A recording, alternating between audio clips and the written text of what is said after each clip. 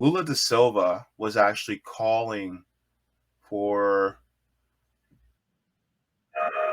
a BRICS currency. Let's see, dismiss. All right. So let's go ahead and talk about that because this is going to be something that it honestly, it's causing the West to shake in its boots.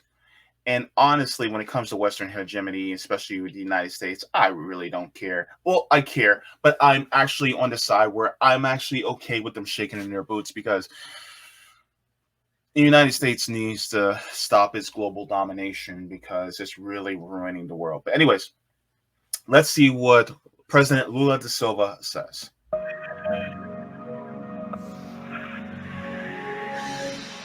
Eu toda noite me pergunto por que todos os países estão obrigados a fazer seu comércio lastreado no dólar. Por que nós não podemos fazer o nosso comércio lastreado na nossa moeda? Por que nós não temos o compromisso de inovar? It's interesting because as soon as he said, why can't we trade in our own currency? Everybody started to clap. Everybody was like, yeah, he's right. Why aren't we? Why aren't they?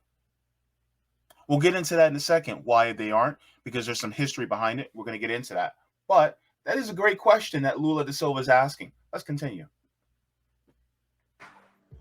Que nós precisamos ter uma moeda, sabe, que transforma os países numa situação um pouco mais tranquila.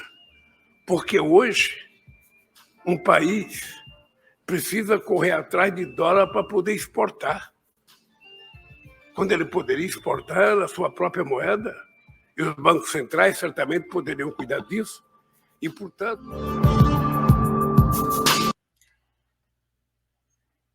So he raised a good question. Why don't we? And there is a great answer to that question that I would like to share with you guys. And this is actually going to be talking about what this could mean for that. But first, let me go to this article really quick first.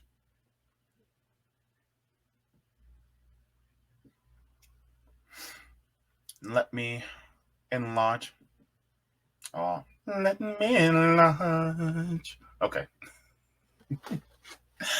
It says BRICS currency plausible alternative to dollar hegemony, frustration towards U.S. weaponization of greenback behind local currency statement deals.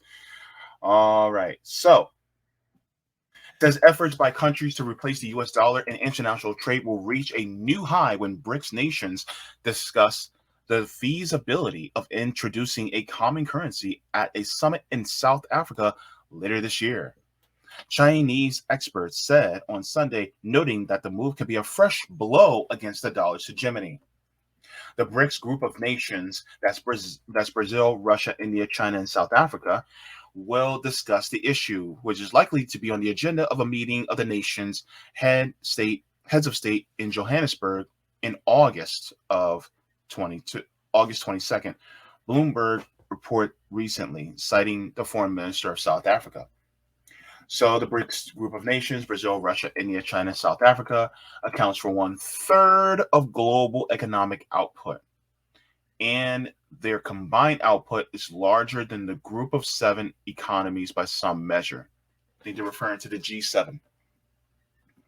Experts said that the desire for the currency that offers better accessibility and fairer treatment in international trade is the main objective for BRICS nations.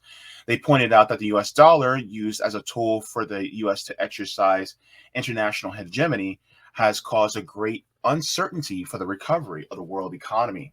Zhou Yu, director of the Research Center for International Finance at the Shanghai Academy of Social Sciences, told the Global Times on Sunday that the discussion is likely to be probing effort by BRICS countries for a long-term global of a currency unit. Quote, despite the daunting difficulties such an effort faces, it is not entirely possible for these nations to have such a currency unit. creator of a unified currency for a group of countries usually takes a long time and requires years of cooperation, and eventually means phasing out local currencies, Zhao said, taking the birth of the euro as an example. Quote, however, currently the effort by BRICS nations seems to be focused on devising a currency unit used specifically to settle cross-border trade, rather than a currency unit to replace other local currencies, which reduces the difficulty of such efforts and increases its plausibility. So basically, they're like, yeah, we're not trying to replace the currencies. We're just trying to make it easier for us to trade, within BRICS nations, within the BRICS bloc. And if any other countries want to trade within that BRICS bloc, then they can also participate in that, which makes it easier for them to trade. Now, like when I had on Carl Jha on to talk about some of these things, where especially with the United States losing its global dollar hegemony, one of the things that we actually joked about and laughed about was the fact that somebody like this Senator Marco Rubio was basically complaining, crying, and whining about, oh well, if they have this new currency, then we won't be able to sanction them as much anymore. Which, in my opinion, personally, I say, good. Yeah, because here's the thing. They're literally sanctioning countries. And when you sanction a country, who does it hurt? It doesn't hurt the people at the top. It hurts the workers. And so whenever they talk about sanctions, I think of a couple of countries. I think of Cuba and Venezuela. And if you look at what the Cuban people are going through, especially in regards to their plight, and their plight isn't because of their government, but their plight is because of the United States putting this block on their trade, putting the sanctions on their trade. They put this blockade that has existed for well over 60 years since, the Kennedy administration. And so because of that, then there's a lot that they can't do, or makes it very difficult for them to do. And so because of that, then they aren't as able to thrive as a socialist nation as they should be able to, because the United States has this dominance on the world as far as its global currency. And so because of that, then they can't really trade with other nations like they would like to. They certainly can't trade with United States companies, especially in regards to things like healthcare, food, and infrastructure. So then they're basically having to struggle, even though they have a better system as far as taking care of their people than we do. I mean, look, they have just better healthcare system. I mean, they have relatively no homelessness, all these different things that they have. And guess what? They're doing that while having the boot of America on their necks. And so when it comes to countries like Cuba, Venezuela, DPRK, they're still able to survive, even though they are under these immense sanctions. So this actually brought up a question for me that I'll get into a little bit. But my question is, how would a BRICS bloc benefit countries like Cuba, Venezuela, DPRK, and the like? And so I think that's a really good question to ask. And so, I think we'll be getting into that in a little bit. But yeah, let's continue with the article. Ooh, and let's enlarge this so everybody can see. All right.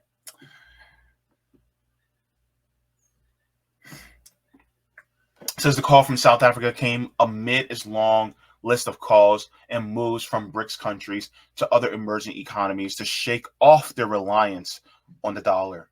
Countries are affected by U.S. interest rate hikes and geopolitical conflicts as global trade priced in dollars is impeded.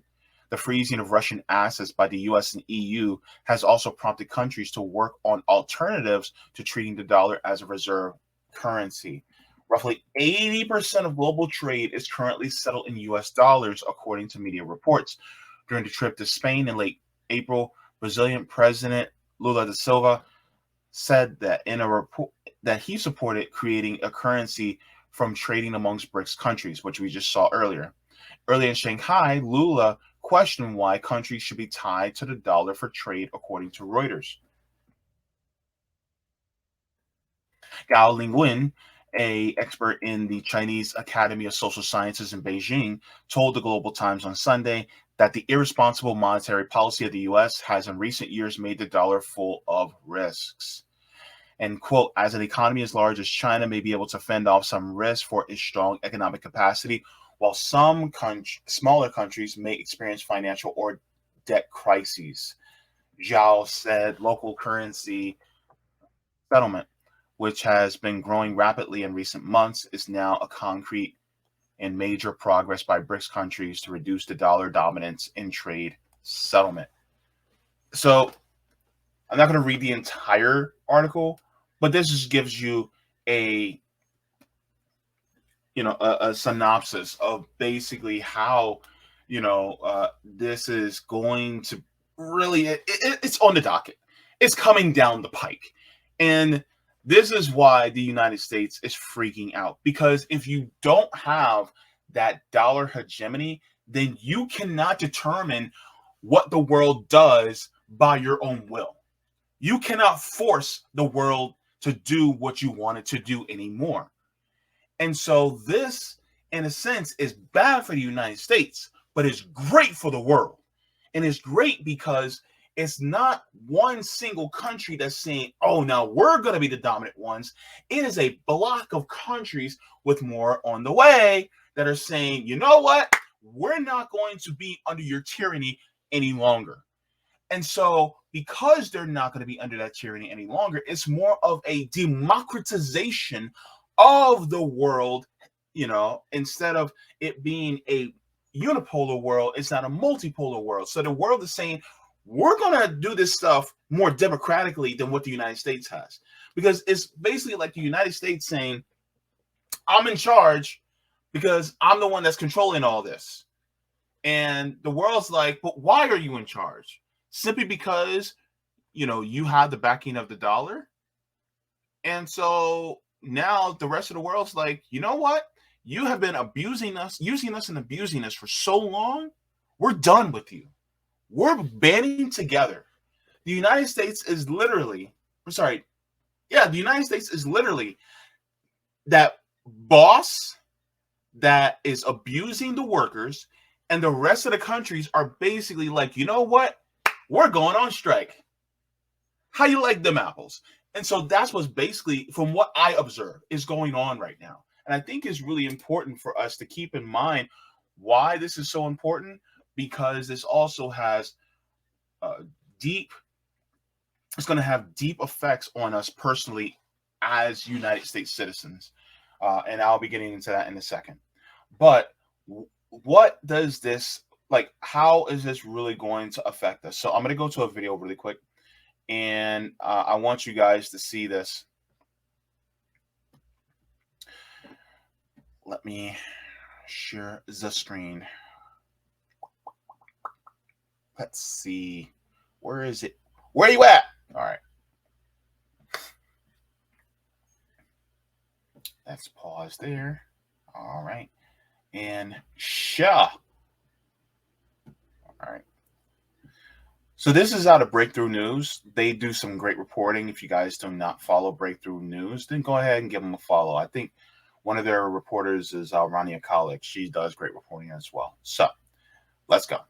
BRICS just announced a new global currency designed to replace the dollar. The deputy chairman of Russia's State Duma, Alexander Babakov, told reporters that the BRICS alliance, which stands for Brazil, Russia, India, China, and South Africa, is creating a new currency that will be backed by gold, rare earth metals, and other critical commodities. BRICS will likely take up the task of creating this new currency at the next BRICS summit in late August. While there's still a lot of things we don't know about the currency, the announcement alone is a huge development. Since 1945, the US dollar has been the world reserve currency, meaning it acts as the standard currency for all international payments. This means that if Japan wants to trade with Thailand, they wouldn't pay each other using yen or baht, they would use the US dollar. The dollar's monopoly is especially strong in the oil trade, which until recently was exclusively conducted in dollars. What this means is that every country in the world needs a constant supply of dollars on hand to buy oil and other critical goods.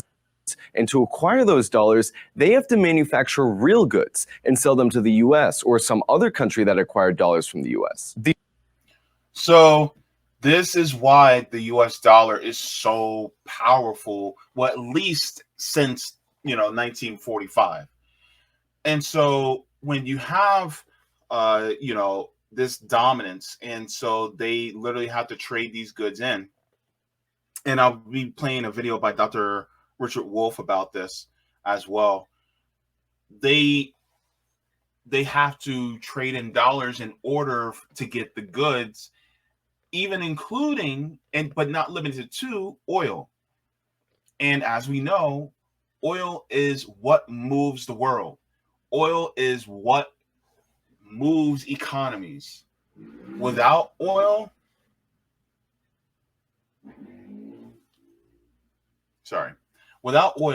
you do not have, vehicles to move your goods. You do not have apparatuses to help manufacture your goods. Like, help, even in agriculture. What do tractors run on? They run on oil. They run on gasoline, right? And so because that, they need it. So they have to deal with the United States. And so this is forcing their hands constantly. And then on top of it, they have to play nice with a global power that doesn't play nice. And so when you have to force that, it's like, hey, United States, we see what you're doing in Gaza and helping out Israel. Do you think you're being a little harsh? Instead of actually going up and be like, hey, yo, this is foul, what you're doing. You and Israel, you guys really need to stop doing this stuff in Gaza against the Palestinian people. Or, hey, what you're doing to Cuba has been foul. Y'all been doing this for 60 years. And in fact, we need to shut you out. But they can't, because they're tied to that. And then the last thing they need is for the United States to go, sanction. And then next thing you know, they're done. Their people start dying because they have sanctions. So that's, yeah. Let's continue. The United States, on the other hand, can print dollars, meaning they can essentially go into debt for free. Economist Barry Eichengreen describes it as the following. It costs only a few cents for the Bureau of Engraving and Printing to produce a $100 bill. But other countries have to pony up $100 of actual goods and services in order to obtain one. The other thing is that since the world financial system was set up by the US and relies so heavily on the dollar, the US also has the power to exclude countries from the international financial system. So that's the point. It's a system created by the US for the US. Think about it like this. Think about white supremacy. It's literally in the name, right? It's created by white people for white people, right? Hell, ask me, do black people really have Second Amendment rights in this country? No, we don't. For instance, I'm one of the first in my family, besides me, my cousin, and my brothers, that were born with full rights in this country. So, guess what? If I had been born a few years earlier, I would have been born with those full rights. So it's the same thing with the economic system that is set up by the United States for the world. It is to benefit the United States for the United States. And if you do not play nice with the United States, even if they're committing atrocities, you're screwed. You can try to condemn them in more stronger ways, but if the United States don't like it, your head's on the chopping block, so to speak, proverbially. The U.S. controls SWIFT, the international payment system, which basically functions as the blood vessels of the world financial system. How many of you guys knew about SWIFT? Not Taylor Swift, the currency delivery system that they have. I just found out about it. It's basically a global cash app for countries. That's what it sounds like to me.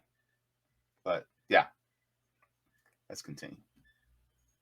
Financial system. The U.S. has weaponized SWIFT by banning countries it doesn't like from it, like Cuba, Iran, and North Korea. The U.S. also takes advantage of the fact that many countries store their foreign reserves in U.S. banks and dollar-denominated assets. The most brazen example of this was after the Russian invasion of Ukraine, when the U.S. froze over $600 billion of gold and foreign reserves held in U.S. and EU banks, making Russia unable to pay its foreign debts. So how would a new BRICS currency change this? Well, the US has the power to print money and unilaterally exclude and punish countries because the world relies on the dollar. But if enough countries make the collective decision to abandon the dollar and rally around new currencies that the US doesn't control, the US wouldn't have the power to manipulate the world financial system like it does now. Skeptics often say that no currency will replace the dollar because not enough countries will adopt it. But the 5 BRICS countries alone represent a whopping 40% of the world's population. If you add the countries that are applying for BRICS membership, it becomes a little under half.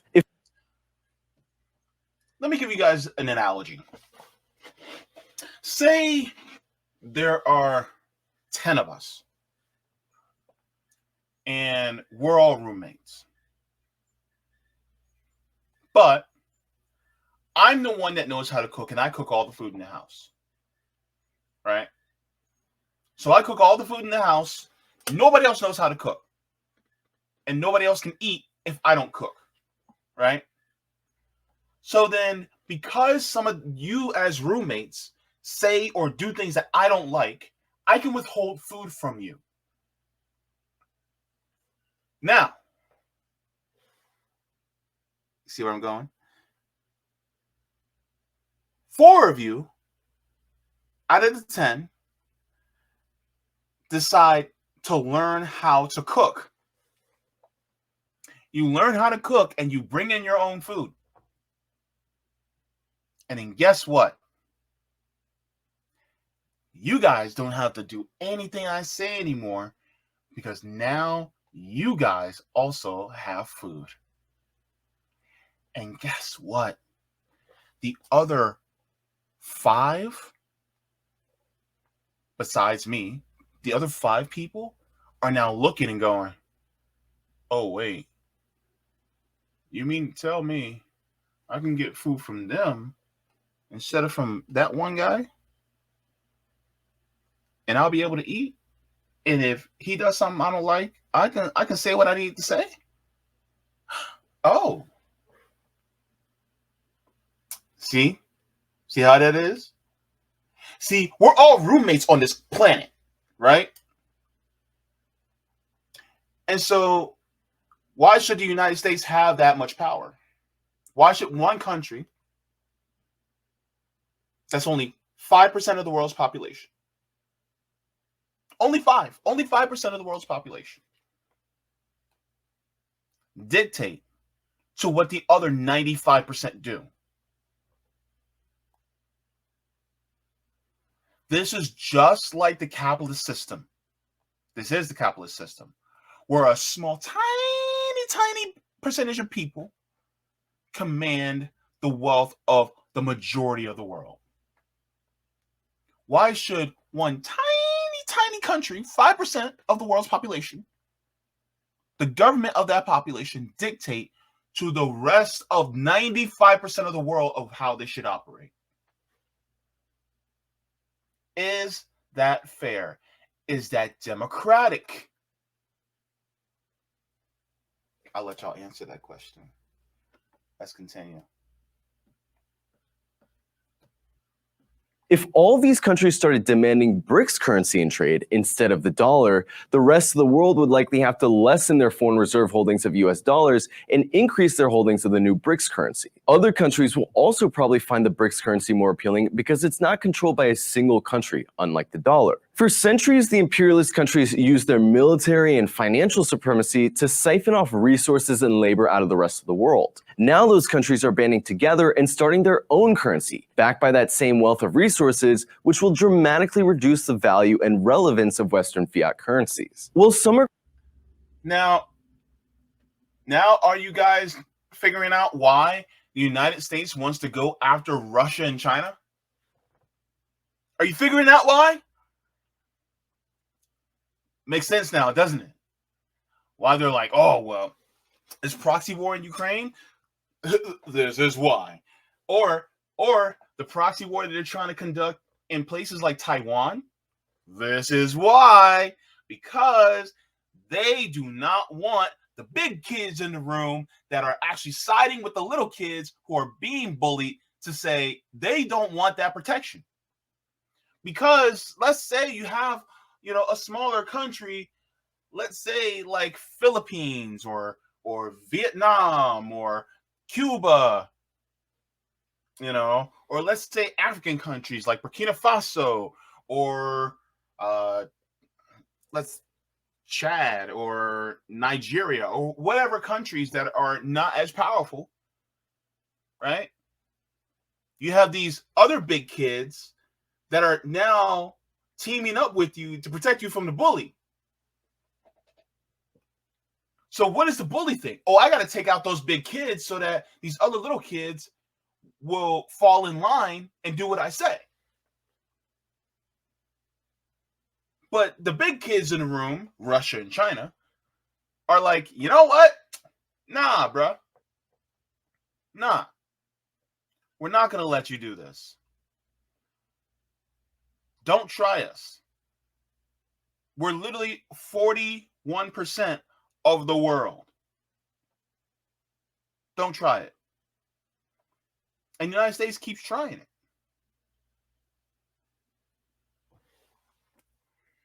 Ah, man. I hate bullies.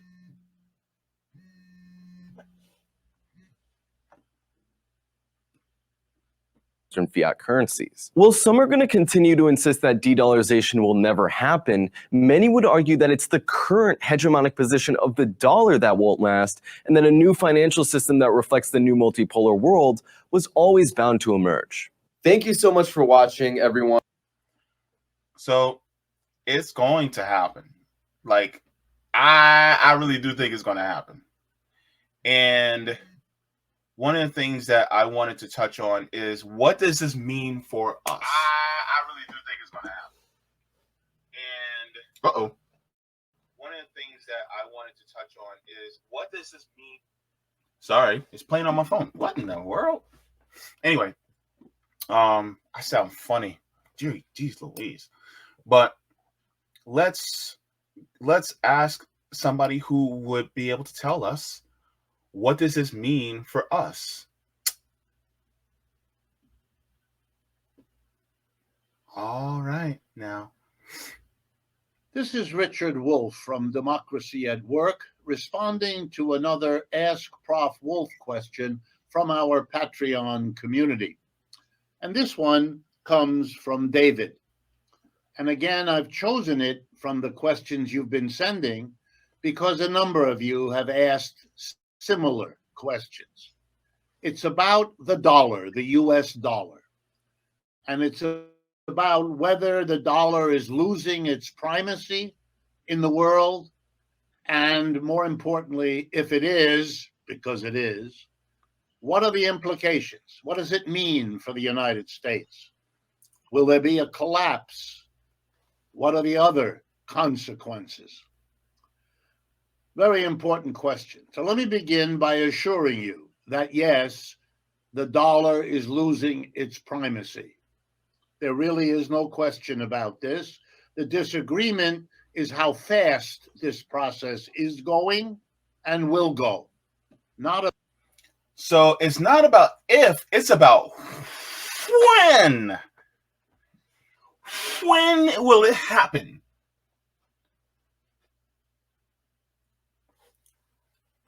Guys, put in the chat. How many years do you think that it will collapse? Like, given your educated opinion, how long do you think it will be before it collapses? I'm curious. I'm giving it less than 5. I'm giving it less than 3. Yeah, I'm giving it less than 3 because it's not looking good. Let me know what you guys think.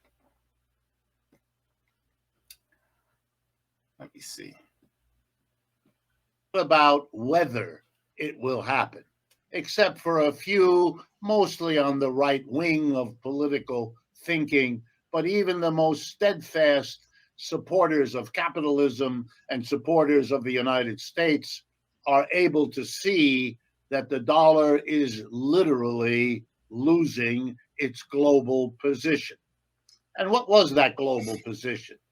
Well, it was the dominant currency of the world, pretty much since the end of the Second World War. So that's 75 years and counting. In many countries, the dollar exists as a currency alongside of, or in some cases, instead of that country's currency. Central banks around the world use dollars as part of their reserve alongside gold and other valuable things to show that they can support their currency. And the more the world needs and uses dollars, the more the United States has enjoyed an impeccable economic gain from that. First of all, we give the world dollars in exchange for something. We don't just hand it out. We get something as a nation, as an economy. For example, if we import goods and services and pay for them with dollars, we get something that is worth the work that went into it. The French wine, the Chinese consumer goods, the Indian technology products. And all we give them is cheap little pieces of paper, dollar bills, $100 bills, or the electronic equivalent. It's a wonderful way to get the wealth produced around the world and to give in exchange merely a claim on some wealth that may never be actually demanding something, because they use the dollars and buy them and sell them and keep them. Many of So ultimately, it's about goods, right? Oh, hey, Noah, if you're ready, give me a thumbs up. All right. Also joining me as well is Noah Khrachvik from Midwestern Marks. Good to see you, Noah. Good to see you, brother. How are you? I'm doing good. Good. I'm not sure if you've been able to hear and listen to some of the subject I've been talking about regarding BRICS trying to create a new currency that will really be it'll be bad for U.S. dollar hegemony. But if you want to comment a little bit on it, then you definitely can. So I wasn't able to listen. I had something of a problem. I was racing home to catch you after work. I had some of a problem afterwards at work. So I did catch the sort of end of Richard Wolff talking there. But Sure. Regarding their new currency, it's exciting. Yeah. It definitely is. By the way, that's a nice mug. Oh, thank you. But yeah, so let's continue a little bit, and then we can comment on a little bit more of what Dr. Wolff says. So For sure. Mm-hmm.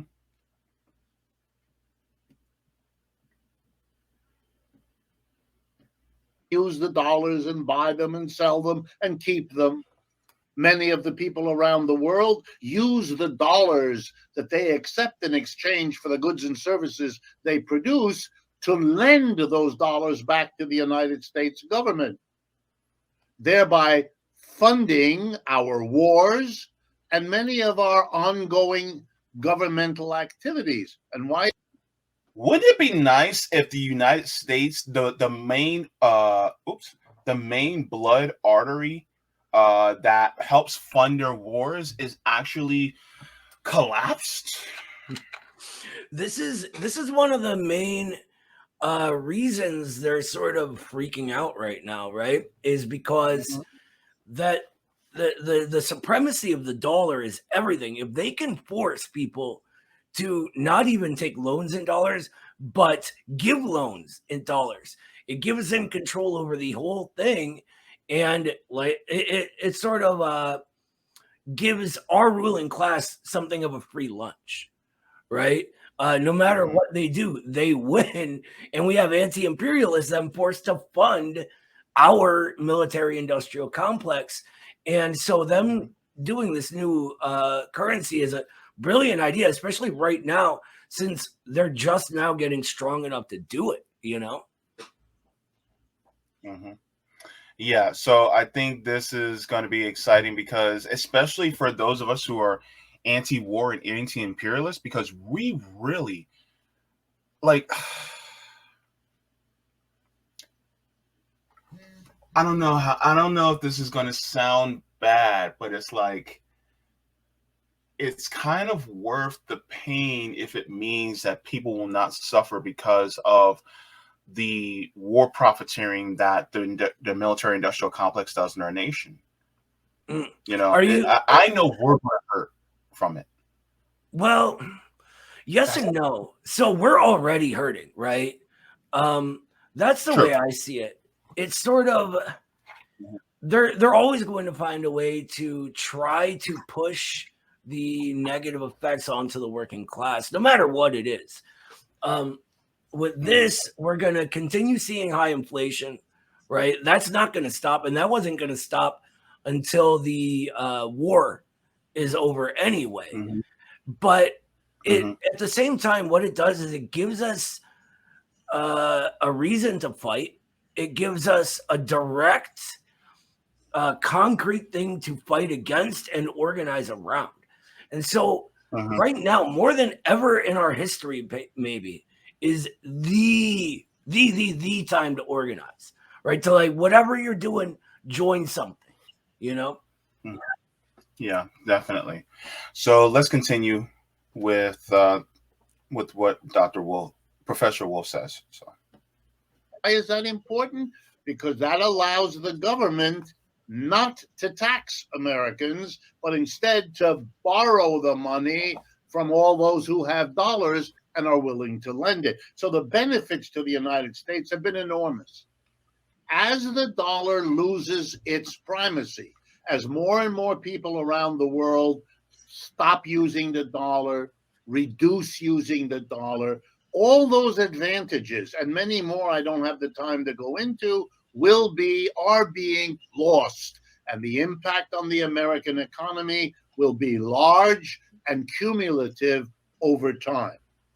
Well, then why is the dollar losing its primacy? Much of it has to do with geopolitics. To put it very bluntly and simply, other parts of the world don't want to keep having workers produce and businesses produce valuable goods and services, shipping them to the United States and getting in return dollars. They want the benefits of a currency like the United States has gotten, but they want to share it in it too by having their currency become as important as the United States. One of my things, though, is, and you can, and anytime where I'm playing, the video, you can ask me to stop and, you can comment. But one of the things that I honestly think is that, and this is one of the problems that I see, especially with a lot of countries, especially African countries in the global South, is that they will produce goods, but then they have to ship those goods in order to keep themselves afloat versus, using those goods for the people in their nation. So you may have a very strong agricultural sector in your nation, but that agriculture is producing for a Western nation to ship off so that you can make that money so that you can at least keep yourself somewhat afloat. And I think that that is a raw deal, especially to a lot of the countries in the global south regarding their workers. Oh, 100%. 100%. That was the entire point of the IMF and World Bank, sort of like later Bretton Woods part of the system. Wolf said something interesting, though, that I sort of disagree with. He was talking about the dollar's hegemony. And so for me, I get most of my economic knowledge from Radhika Desai, who's a brilliant economist, by the way, and all of her books I would recommend, especially her new one.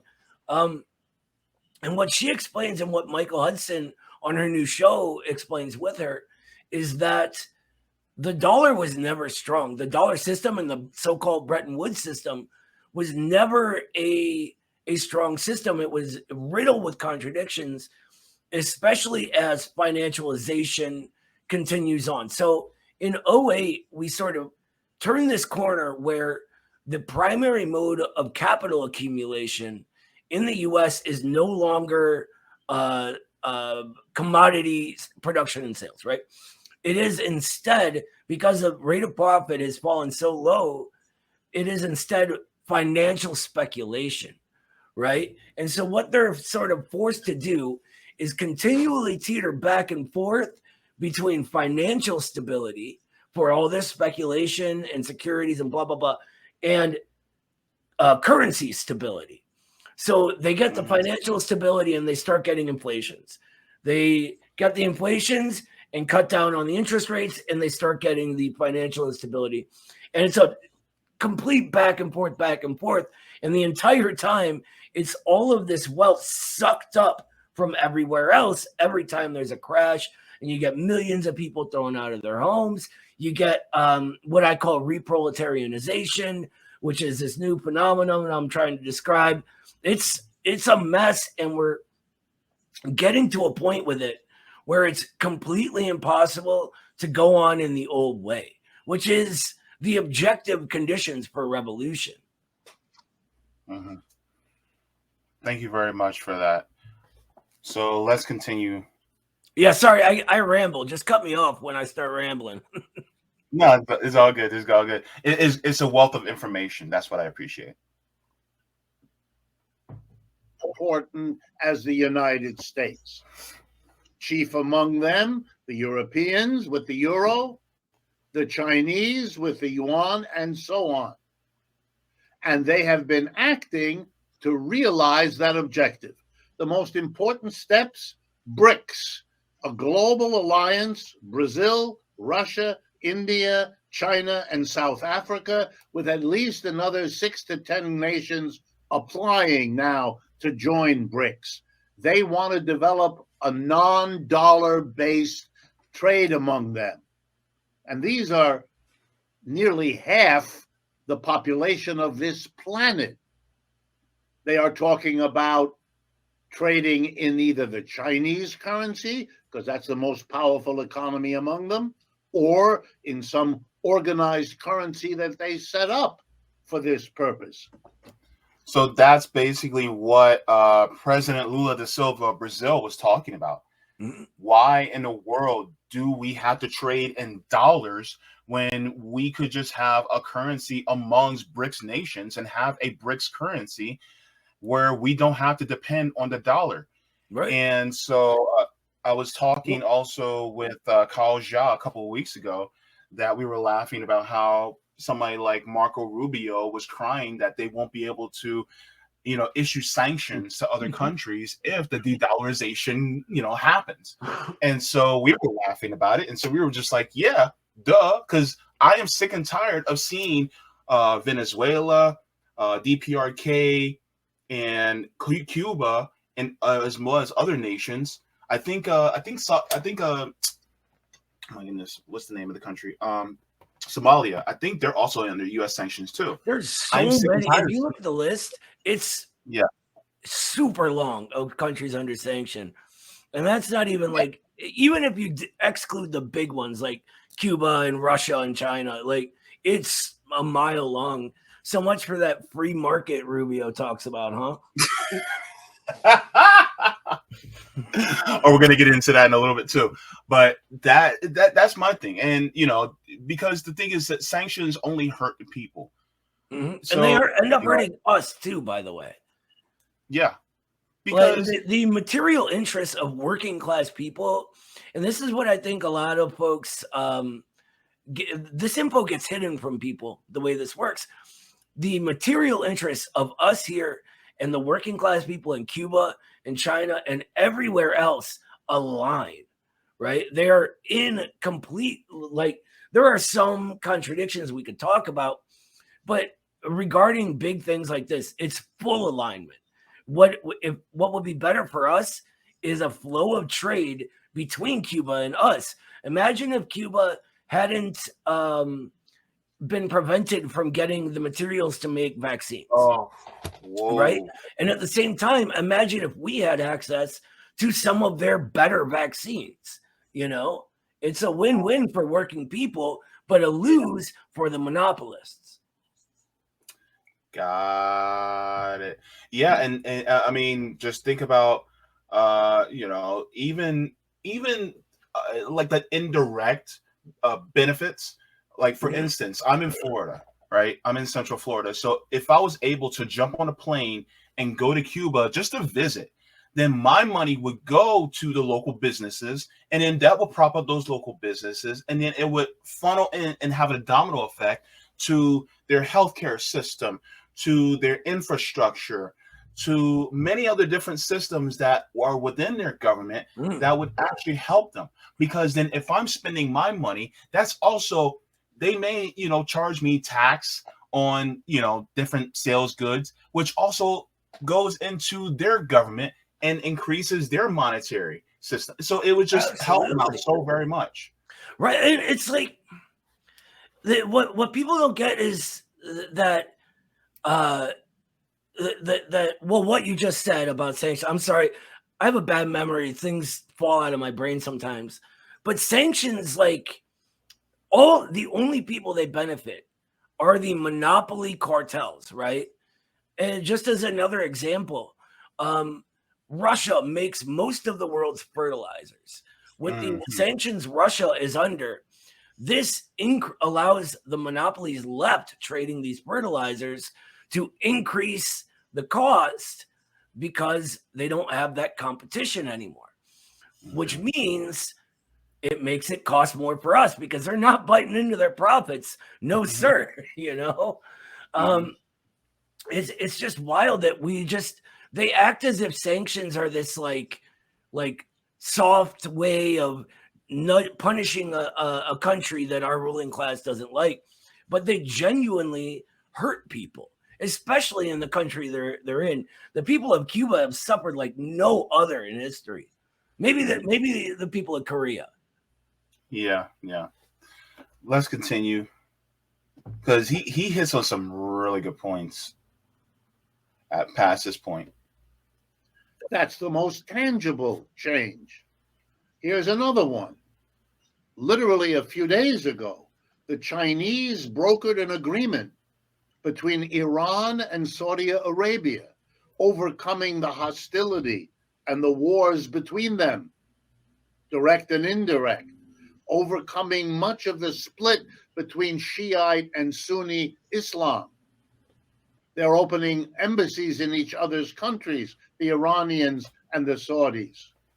And please be aware that Saudi Arabia is the largest producer of oil in the world and is now closer to China, with whom it is trading more and more than it used to be with the United States. That Just to stop there for a second, and I'm trying not to stop too much, but one of the things that I find very interesting is that, as far as the way the world moves, we move on oil. So if Saudi Arabia is now starting to have more friendly relations with China, the United States is this may end up forcing the United States to want to get off that dependency on foreign oil. But at the same time, that dependency on foreign oil may mean that they're going to try to do more forcible actions against lithium producing states, because if they can't produce enough oil, then they're going to have to move the goods and services a different way. The problem, though, is that you have nations like President Arce, Bolivia, and then even President AMLO in Mexico. They expressed having a lithium-style OPEC. And then if you have countries like Mexico and Bolivia that also want to join BRICS, wink, wink, nod, you know what I'm saying? Then guess what? The United States will be like, hey, we want some of this lithium. And then guess what? They're like, yeah, you're going to have to trade in BRICS currency. You can't do it in U.S. currency. You know, what's his name? Bin Salim. I forget the prince's name in Saudi Arabia. Mm-hmm. I forget his name. It doesn't matter. Mohammed bin Salman. Yeah, there you go. Mohammed bin Salman. Yeah. Salman, sorry. He sort of bucked the Americans and during this thing with Russia with the energy. And for years, they've been calling Maduro a dictator and not the real president of Venezuela. And what did they do? They went begging to Maduro for some oil when they needed to adjust the prices so the super majors could continue trying to make up for the falling rate of profit. Mm-hmm. It's so wild the way all that works, man. And what really interests me is the source of all of it, right? When the dollar became hegemonic, it was forced. It was like basically at gunpoint. There were all sorts of ideas about creating a world currency, or at the time, what's his face? The British guy. Oh God, Keynes. He was talking about this, and it all sort of amounted from the U.S. Forcing the countries after World War I to actually pay back war debts, which usually just got forgiven among allies, especially, but they wouldn't have it. And so the sort of dollar hegemony started there. But this one with BRICS and this new currency, it's being created out of all of these countries holding each other's currencies. And so it's this sort of win-win Chinese style cooperation that won't allow anyone to do what our ruling class has done and continually steal the currency of other countries. They've stolen from Venezuela, from Russia, from Iran. It's on down the list, you know? And so, I don't know. I'm just really excited about it. Yeah. And so, let's continue. Yeah.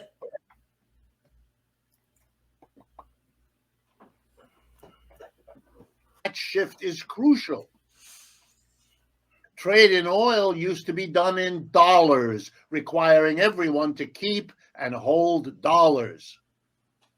China and Saudi Arabia are discussing what they call the petro-yuan, that is, trade in oil denominated in the Chinese currency. Dun, dun, dun. The value of the dollar in relationship to other currencies is therefore likely going to fall in the years ahead. That will make imports into the United States, which we now depend on, much more expensive. It will therefore also drive up the price of those imports, and that will be an inflationary boost when the United States needs it least. Oof. We will become more and more of an exporter. As our dollar goes down in value, our goods become cheap.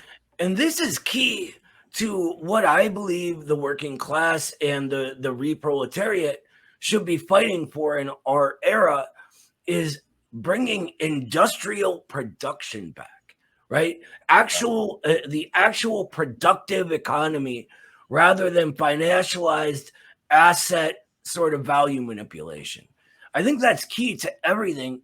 And I think it's going to be part of a coming revolutionary situation if we can organize ourselves properly.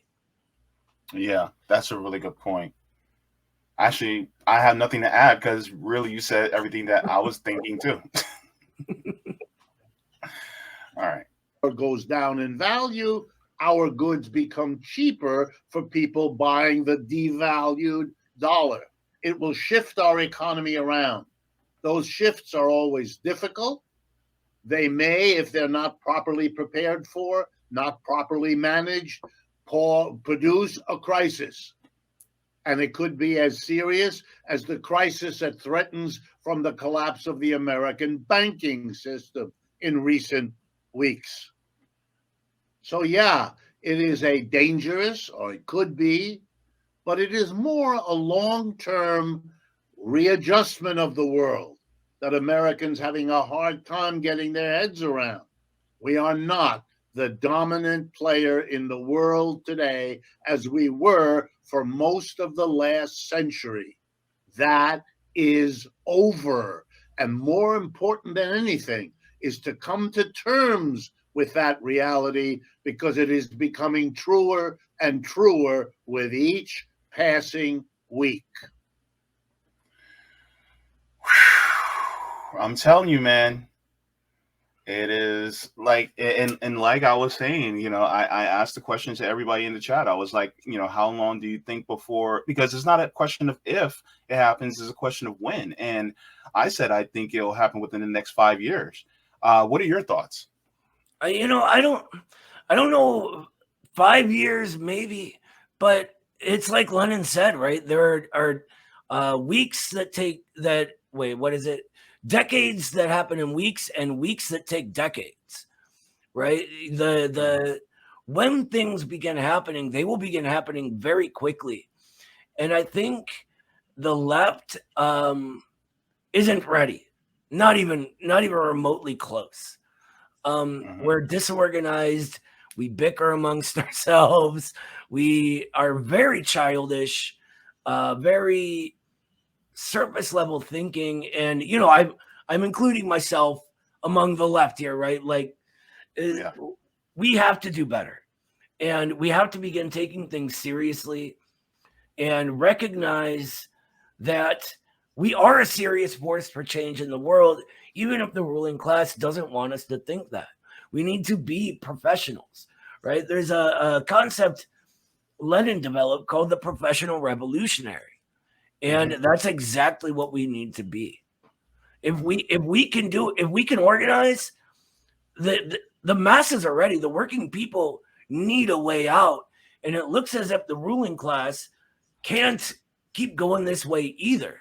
So the time is right. The objective conditions are arriving. It's the subjective ones we are missing, which is good news, because that means it's something we can fix. We can do that, Yeah, definitely. Just looking at some comments in the chat, the Yipper99 says 7 years. Screen Arts Media says it already had. Cobra Commander says 20 years. Reality Revolution says 19 months. That's pretty specific. Do you know something we don't know? Yeah. Bad Cookie says there will be no full collapse of the American dollar, but we will never have the level of growth we did in past decades. That's a nuanced take. I think that's actually, it depends. If we can organize our working class, which is the proletariat and reproletariat, if we can somehow create an alliance of these classes the way the Bolsheviks did with the proletariat and peasantry, and actually take power, I think we'll see growth like never before. Like maybe since we haven't seen since the dawn of industrial capitalism, and this time it would be done without all of the horror, right? And bloodshed and slavery and genocide of native people, et cetera, et cetera. Yeah, because I'm thinking about the People's Republic of China, and how there was a guy who was from China on TikTok talking about how his life has actually gotten better over the last 40 years. And it's just gotten better.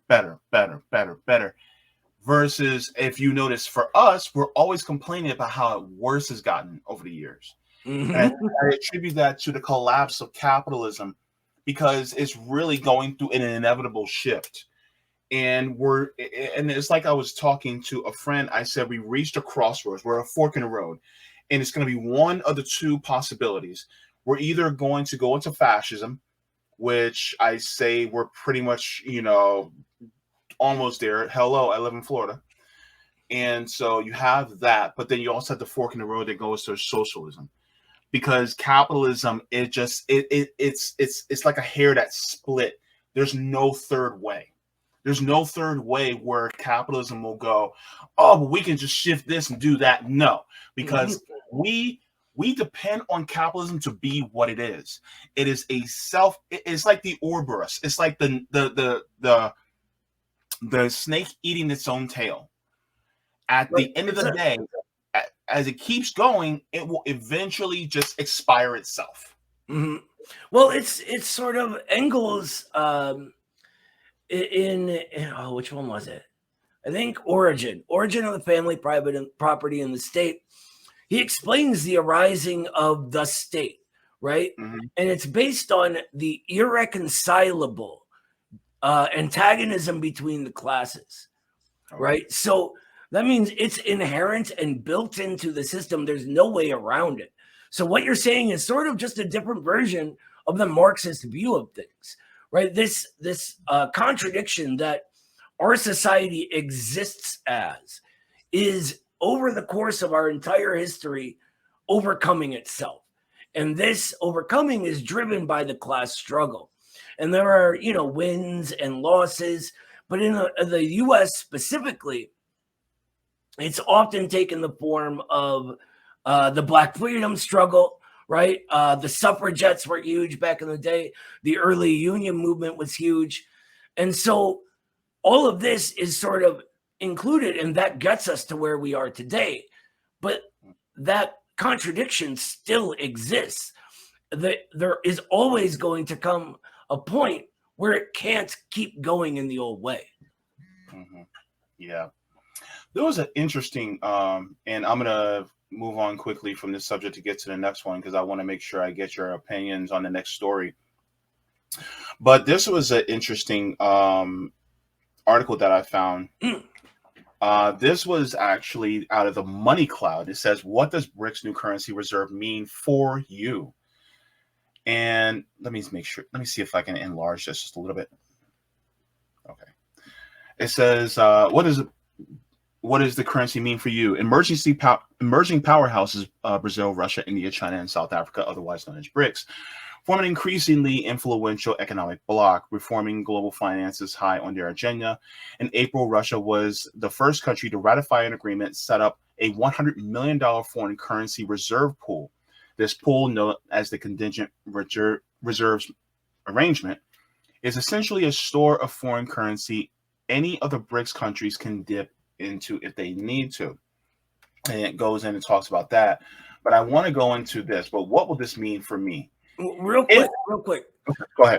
Scroll up a little bit. Mm-hmm. Okay, a little more right there where it says balance of payments. That is huge. That line is what you want to pay attention to when we're looking at international economics, just so you know. Yeah. And they're sort of describing what I was talking about, holding each other's currencies. Yeah. So I'll just read this paragraph. It says, go ahead. I'm sorry. Yeah, it's good. Having this emergency store will support their balance of payments, effectively covering debts for a short-term crisis. Keeping funds in a stable foreign currency is especially important as it protects against currency against currency fluctuations in BRICS member countries. The Brazilian real, for example, declined in value by roughly 17% against the US dollar in the first 3 months of 2015, thanks to political instability and inflation. Reserves mean that Brazil and other BRICS countries can keep their currencies at a fairly level exchange rate, even if they're experiencing difficulties. It's brilliant. It's brilliant. Mm-hmm. And that should have been what we were doing with the UN, right? If the liberals actually meant what they said, that would have been set up already. Mm-hmm. Yeah. And my thing is like, what if the United States teamed up and created an actual reserve currency that actually benefited the world like this? Like the United States could have did this, but they chose not to because they're greedy. It's a ruling class. Yeah, it agrees their downfall. Mm-hmm. Yeah. So this says, but what will this mean for me? Says if you are a BRICS national, having a foreign currency reserve might help stabilize your economy. This in turn encourages trade, tourism, and often means lower unemployment. Stability typically comes with steady exchange rates, making traveling abroad or even buying a house overseas easier to budget for. When the Brazilian real declined in early 2015, a home worth $200,000 would quickly have gone down to $166,000. Steady rates usually safeguard against sharp devaluations, so you can feel more secure in your purchases. And then it says if you're an investor in the BRICS country, the reserves have implications in terms of consumer confidence. This is likely to increase as BRICS countries can pay international debts quicker and have more reassuringly stable economies. This leads to an uptick in spending and economic growth, meaning there is more money going into companies you might have shares in. Now, this is from a capitalistic perspective, but yeah. So even from a capitalistic perspective, if you're an investor in BRICS companies, this is actually a good thing for you, which is crazy to think about. Well, and notice the companies were in question are a part of the productive economy rather than just financialized assets and debt, which is really important to make that difference because it's finance capital in contradiction with the old productive capital that we're talking about. And when you say that, you're talking about more of the countries that produce goods, actual goods and services and factories and things like that, right? Yep, just the way we used to do here. Well, not just the way, but yeah, the same type of production going on. Yeah. Okay, so in ending it says relatively constant exchange rates also mean investments are safer. Our early example of Brazilian property prices applies in exactly the same way here. The chances of being hit by an unpleasant surprise is significantly reduced. So this is, just from more of, the financial side, especially people who are investors, they're even seeing this as a benefit, which is crazy on its face because I'm just like, but aren't you guys capitalists? And they're like, yeah, but it's more stable. And capitalists love stability, Yeah. I mean, yeah, sometimes they love a little bit of a risk. In China, Oh, I'm sorry. I talked over you. What did you say? No, it's all good. Oh, I was just saying, why do we think so many people want to invest in China, It's just more stable. True. And the US breakdown is so apparent to everyone, yet our media keeps telling us everything will be fine. We're in good shape. We're in a recovery. Remember the Obama era jobless recovery we had? Yeah. Well, I'm sorry. I don't want to swear. What the F is a jobless recovery? Yeah. Definitely. And there's this last article. It's a really short one, but I just wanted to, because I was questioning the audience earlier. I was just like, what would this mean for Cuba? What would a BRICS country mean for countries like Cuba? And so this is out of tvbrics.com. So let's get it straight from them. It says Russia and Cuba would celebrate 120 years of diplomatic relations in 2022. Julio Antonio Garmendia Peña, ambassador extraordinary plenipotentiary of the Republic of Cuba to the Russian Federation, spoke about the need to restore the flow of Russian tourists to the Republic and answered a question about possibility of joining BRICS in an interview with Izvestia. Cuba maintains trade relations with countries of the association, stressing the importance of cooperation with Russia and China in various sectors of the economy. End quote. According to Peña, since the BRICS countries account for 42% of the world's population and more than 16% of global trade, the trend towards expansion in the alliance offers the hope of achieving a multipolar world. In June, Iran Argentina applied to join BRICS and was later learned that Turkey, Egypt, Saudi Arabia, Nigeria, and Algeria also want to join BRICS. So this is just massive. This is going to be. I honestly hope there's a report that Cuba's like, oh yeah, we're joining BRICS. That would be great for Cuba. In the past, it's been really trying to get around the American blockade, right? And them having varying degrees of success. But with all these changes coming in the recent time since 2008, and then more recently since 2021, that's becoming less of an issue. Their economies are more powerful and they're more ready to just go, screw you, America, we'll do what we want. You can't stop us, which I think is pretty cool. They were talking about Cuba, tourism in Cuba. And it's funny because during the Obama era, there was the Cuban cool or whatever they called it. And they loosened all of the sort of restrictions on travel and all that stuff. And so my wife and I kind of pounced on this, right? And we planned a trip and we made friends with our contact in Cuba, who was this party guy named Jamie. Super nice guy. He was going to take us to dinner at his family's restaurant and take us on a tour of the Museum of the Revolution, all this cool stuff. And then Trump gets in office, and about a week before we were set to go, they make it illegal to go again, right? So all of the Cuban companies were cool. They're like refunding money. The American companies, the boat especially, refused to refund anything. We ended up having to take a cruise to Key West and the Bahamas instead because they just wouldn't give us our money back. Which, I mean, it was nice, even though a cruise is like, I felt very uncomfortable on the ship, and I kept trying to tell them to stop calling me sir. But anyway, yeah, that was welcome back, JB. I was trying to fill time by telling my story about when I almost went to Cuba.